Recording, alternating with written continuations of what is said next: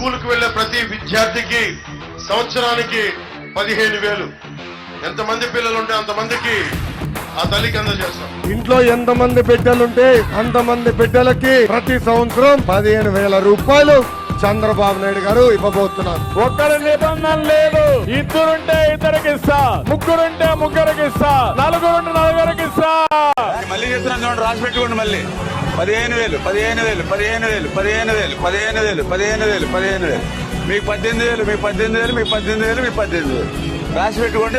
ఇంక మళ్ళీ ఇంకొక అమ్మాయి వచ్చింది, అమ్మాయికి 15,000. ఇప్పుడు తల్లికి వందనానికి సంబంధించి గైడ్ లైన్స్ జారీ అయ్యాయి. ఏంటయ్యా అంటే ఒక కుటుంబానికి ఆధార్ కార్డు ఆధారంగా, ఆధార్ లేకపోతే 7 రకాలైనటువంటి కార్డులు తీసుకుని వాళ్ళని అర్హులుగా గుర్తించాలని చెప్పి పేదరికం దిగువన ఉన్నటువంటి వాళ్ళకి ఇది వర్తింపచేయాలని, అదే సందర్భంలో 15,000 రూపాయలు అన్నటువంటిది అనౌన్స్ చేస్తూ 15,000 రూపాయలు అంటే ఒక్కళ్ళకే వస్తుంది. ఇప్పుడు ఇది ప్రధానమైనటువంటి అంశం. ఒక ఇంటికి 15,000 రూపాయలు అంటే ఒక్కళ్ళకే వర్తింపజేసినట్టు అవుతుంది.